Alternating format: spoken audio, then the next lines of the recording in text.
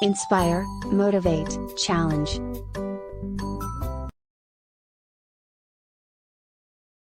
I'll just go straight into the interview. Okay. So I'd just like you to tell us about yourself, your career journey, what you are doing now, some of the highlights of your career, and so forth. Started my journey way back from Ife, studying pharmacy. My choice of pharmacy was largely influenced by my preference subjects in the secondary school, largely science, very good in science. So the option left was between pharmacy, medicine, and engineering. Obviously, my parents' preference is for either medicine or pharmacy. I decided on pharmacy because of my phobia for blood and some other stuffs in mainstream medicine which are not of interest to me. So I eventually got admitted to Ife to study pharmacy, and it was all fun and all rigor. Rigor in the sense that pharmacy in Ife, you just have to almost study 24/7 and all that, but within those rigor, I see created time for some other extracurricular activities and socials while on the campus. And I'm glad that at the end of the day, I didn't have any cost to repeat any of the years or have a receipt, so to put it. So it was a great experience for me, prepared me to cope under pressure very well. And as soon as I completed my internship at NYSC, part of the option was either to stay in Nigeria or to actually travel out.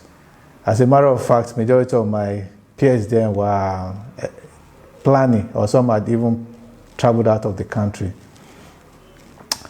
I wanted wherever I want to go, I have to be able to practice my profession. And Canada was top on the agenda.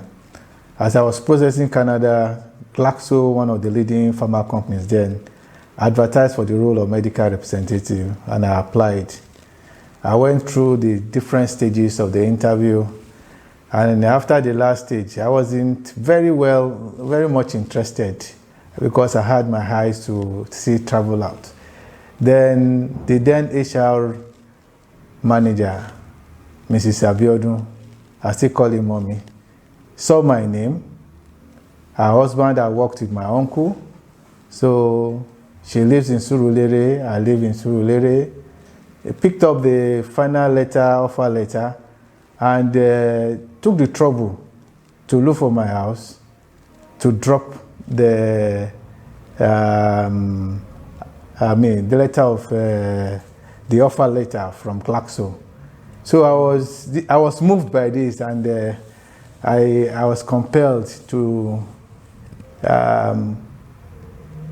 consider that offer and to tarry on the processing of my trip to Canada.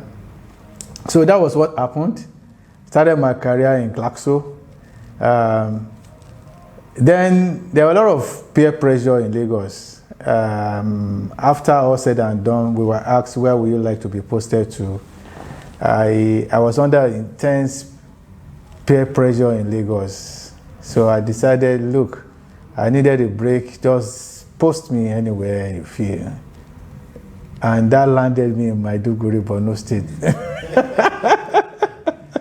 It landed me in Maiduguri, Borno State, because I just wanted a break from Lagos, staying with parents and doing some other stuff. I just felt, look, if I had to stay in Nigeria, let me take a break from this environment. And I landed in Maiduguri. But that was the beginning of great things to happen, so to put it. Because in any job, when you start your first job, and for where you want to build a career, your first steps, your early steps, your baby steps, how you quickly, make good of the opportunity that comes your way, are actually very key to your career progression in the organization. So getting to Maiduguri, I met with a manager who later turned a friend and a mentor.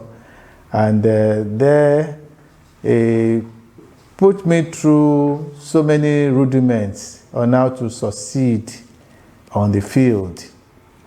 Rudiments of life and what have you, what I need to do to be clearly guided and all that. So that really helped me a lot to have a good footing, a good start. And within months, I already had my flat.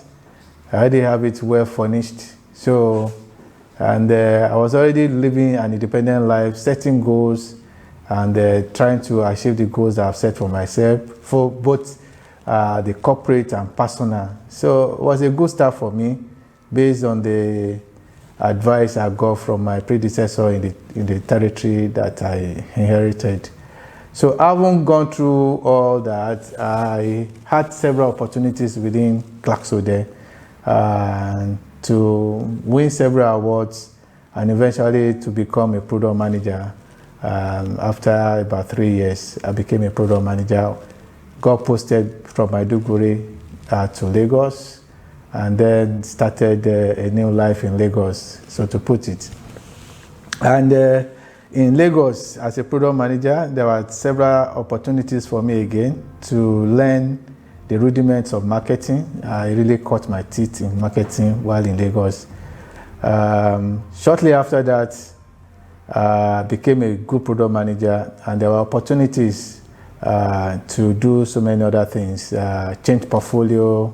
I moved from ethical product to OTC products within Glaxo then to handle Decavit as part of my portfolio and all that. So it gave me breadth of experience, not only for ethical products, but also for over-the-counter or FMCG marketing. Within a few months after I became a group product manager, there was a merger with SmithKline Bisham, which now metamorphosed into GlaxoSmithKline. Sorry, what year was that? That was year 2000.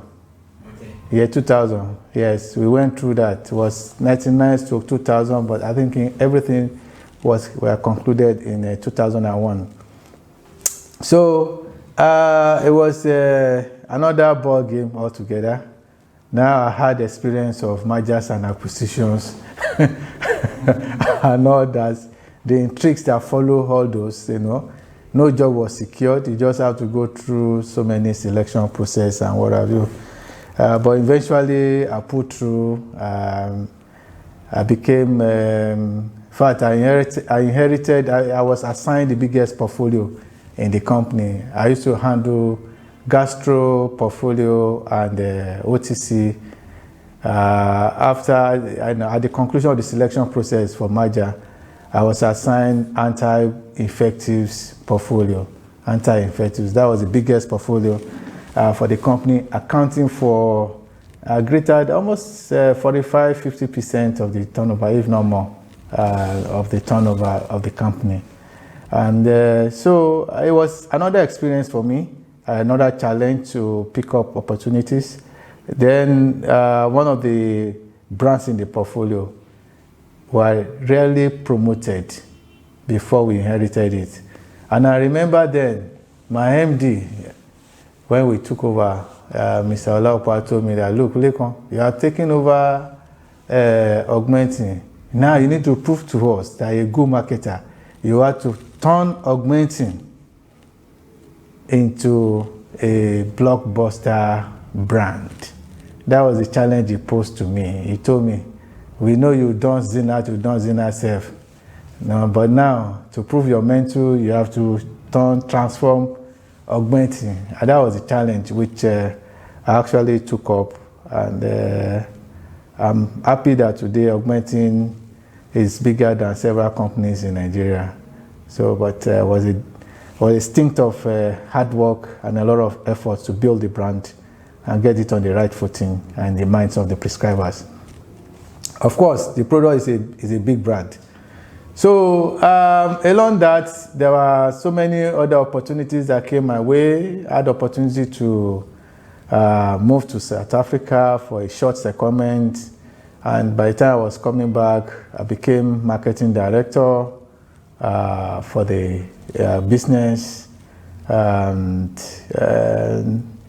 along the line too, I was responsible for some portfolios across sub-Saharan Africa, disease of developing world portfolio.